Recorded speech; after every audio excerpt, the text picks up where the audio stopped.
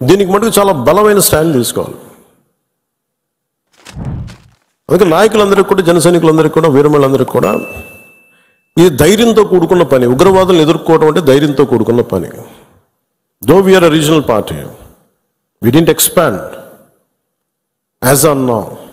We confined only to state, AP, కొంత తెలంగాణ. కానీ మన ఆలోచన విధానం జాతీయవాదం. ఇది మీరు బలంగా ఉండగలిగితేనే రేపొద్దున యుద్ధ పరిస్థితులు రావచ్చు, రాకపోవచ్చు నాకు తెలియదు యాజ్ ఆన్ టుడే. బట్ కొన్ని 7 అంశాల మీద నిర్ణయాలు తీసుకున్నారు. ముందు వాటర్ ఆపారు. అంటే కొంతమంది మాట్లాడుతారు, కొంతమంది లీడర్స్ ఎంత లౌకికవాదం, ఎంత సెక్యులరిజం అంటే అందరికీ, ఎంత సెక్యులరిజం అయిపోయిందంటే అందరికీ. నేను అనేది మన కంట్రీ స్లోగనే సత్యమేవ జయతే. Unlike America, in God we trust అంట. 3 కోట్ల దేవతలు ఉన్న దేశాలలో మన సత్యాన్ని నమ్ముతాం, కానీ మన అమెరికాలాగా ఇన్ గాడ్ వి ట్రస్ట్ ఒక దేవుడిని పెట్టలేదు మన దేశంలో. We are beyond religion, we are beyond God. Truth is eternal. సత్యం అంటే ఏంటి? ఒక తప్పుని తప్పుగా చెప్పడం, ఒప్పుని ఒప్పుగా చెప్పడం. If I make a mistake, I'll say admitted it's a mistake.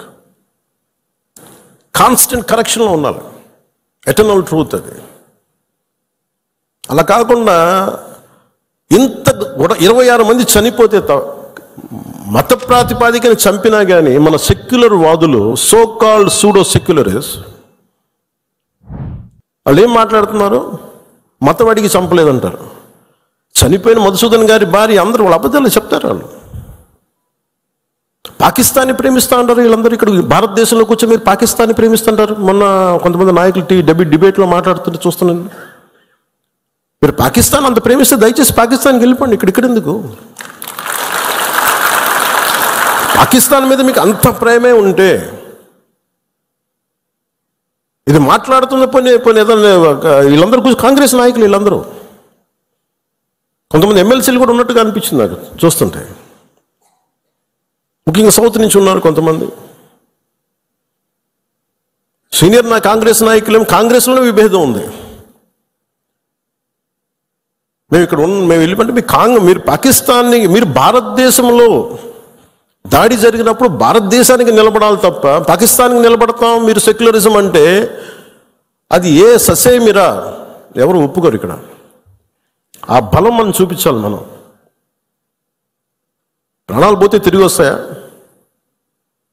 ఆయన ప్రాణాలు పోయినాయి. ఆయన బిడ్డల పరిస్థితి ఏంటి? ఆయన భార్య పరిస్థితి ఏంటి? మెరిట్ మీద ఉద్యోగం సంపాదించుకున్న అబ్బాయి, ఒకటే కంపెనీలో నిలబడి ఆ మెరిటోరియస్గా ఎదిగినవాడు. ఒకటే మాట ఆయన మా మిస్సెస్ మాట్లాడుతూ ఉన్నారు, మాకు ఏం ఆశలు లేవు సార్, మేము సింపుల్ ఒక చిన్న మిడిల్ క్లాస్ ఫ్యామిలీ.